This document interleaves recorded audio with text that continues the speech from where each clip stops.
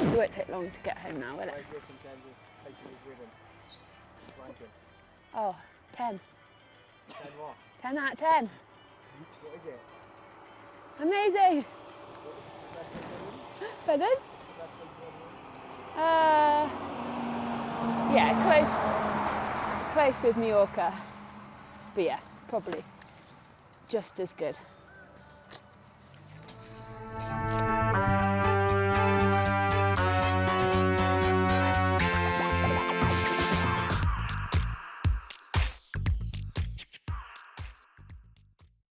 So we're here in St Moritz for our first training block of the second half of the year.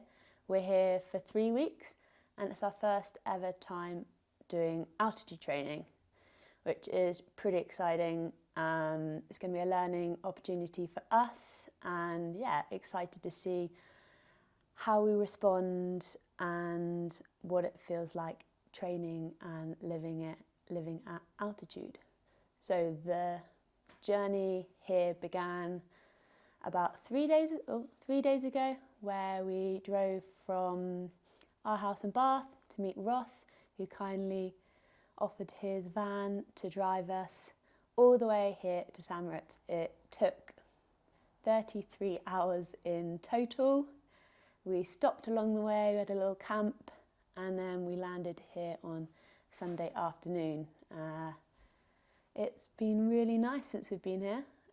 Sunny, bit breezy, but yeah, all is well. We've decided to come to St Moritz.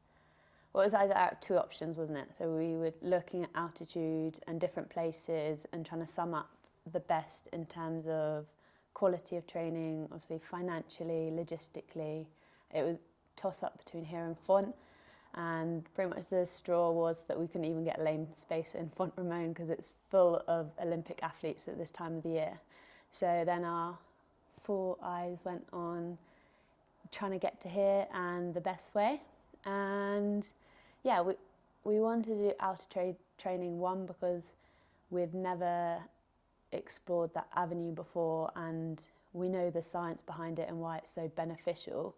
And yeah, why leave any stone unturned? We need to be doing mountain training in the lead up to Nice, so that will be good prep or a starter prep for that. And yeah, I think although those are scientific and the logistical reasons why we might have chosen St Moritz, I think one of the main reasons was because I've heard so many great things. It's a beautiful place and I just really wanted to spend this first few weeks of this block of training enjoying training, really like looking up and going wow, and wanting to get out on my bike and just have fun with my friends. And there's loads of other people out here too that hopefully we'll be able to share some really epic experiences with. So the scientific reasons why you do altitude, and also this place is just beautiful. I think ever since we've got here, it's been like, look up and wow, this is like a postcard, a chocolate box. It's just incredible.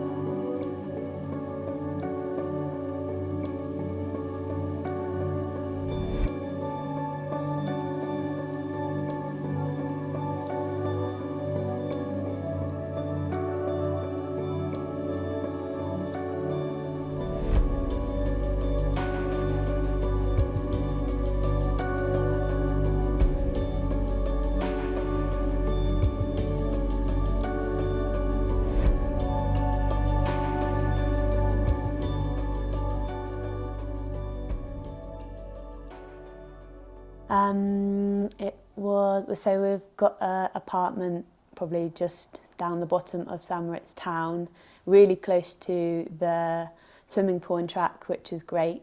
It was quite difficult.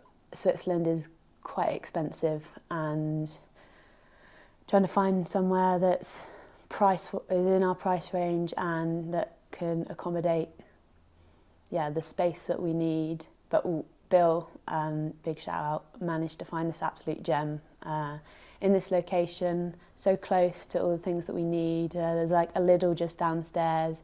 We can walk to all the places that we want to go to, and there's even a sauna in our apartment. So we'll do a cribs tour later. So in this apartment we have myself, Bill, Ross and Zach. Hopefully we'll introduce you to Zach and officially Ross later.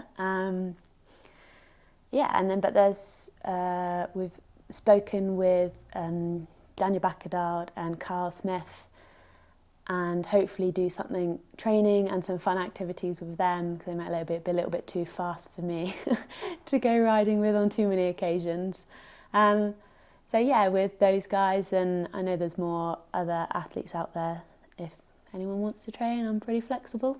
So because this is our first time at altitude, or living and training at this type of altitude, I suppose we've been a bit cautious with, I suppose how you should do, just ease into it. So we've kept the volume and intensity quite low these first 2 days. I've only just started adding a little bit more volume and, I say, slight intensity, so like A2 in the pool. Really easing into it and monitoring how we're adapting or how our bodies is. So just looking at resting heart rate, HRV, maybe a little bit more in detail than we normally do, but also tracking oxygen, respiratory, oxygen saturation, oxygen saturation, and just looking at those things as well, of like how you're actually feeling. And then on the easier rides that we've done so far, just looking at heart rate a little bit more closely, and just how it feels, and breathing rate, and just our rate of perceived exertion in those sessions, before we add that intensity in there, to make sure that we don't overdo it, because this is the first block of the season, of the second half of the season, and we don't want to get home and be completely or pooped. So nutrition wise and supplementation wise, leading into this camp, we knew that we needed to increase our liquid or hydration, so going from maybe 3 litres to 5 litres a day, and also making sure we supplement with iron or increase our iron intake, because as there's less oxygen in the air, your body's trying to produce more hemoglobin, and that you need more iron to do that. So just to aid recovery and help your body as much as it can, because you're putting it under a lot more stress. So as it's under a lot more stress, it's not just so we're drinking more, we're taking iron tablets, but also the sleep and recovery elements in between sessions are just as important, or equally important. So with iron, you have to take, or you should take it with vitamin C, because it helps, or it's the only way it can be absorbed properly. So iron and vitamin C, and in the evenings, because coffee, which I normally drink in the morning, inhibits the absorption of iron. So if I leave it to the evening to take my iron, then I'm not going to be having any coffee or caffeine. So when at home, I take 14 milligrams of iron, but out here we're taking 160. So that's around 10 times more of iron. So it's very important to think about those things. You don't want any issues to happen later on the line. We want a smooth transition into whatever we do next. Okay. Anything else to talk about?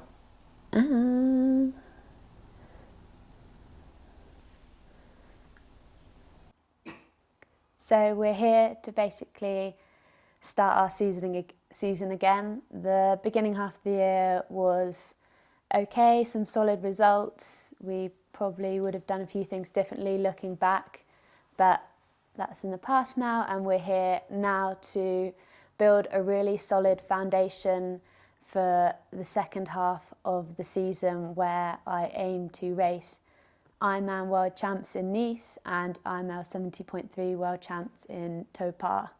So yeah, here we're just going to be doing a lot of volume. We're going to build some good structure and routine back into our training, which I feel like I may have missed. And yeah, just have a great time, an amazing place, and see what altitude is all about. So yeah, follow along.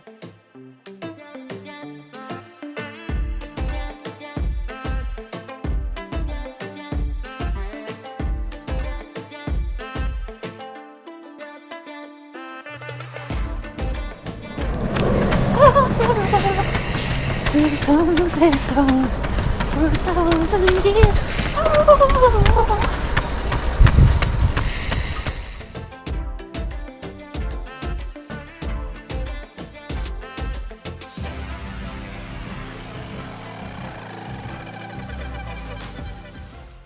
Have you got that for? Just in case Ross does a poo. Because we're in Switzerland, you have to pay like 3 Swiss francs for your 1 red bin bag. So we were just seeing if this was big enough, but I'm not sure that will fit. I don't think it'd fit Ross's poo. Yeah, or fit one of my poos, and not any of our rubbish.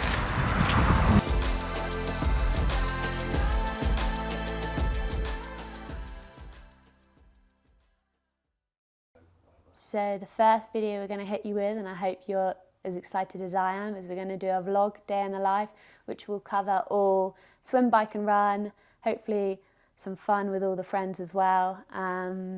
Another video which is probably highly anticipated is the golf tournament in altitude with all the heavy hitters, Daniel, Billy, Ross and Kyle, seeing how they can beat each other with golf clubs over 9 holes. The wrong terminology. Is that it? If there's anything else that you would like to hear us talk about or see what we get up to, make sure you leave a comment in the section below. And I'm really excited to share these next 3 weeks with you and get back on this YouTube bandwagon.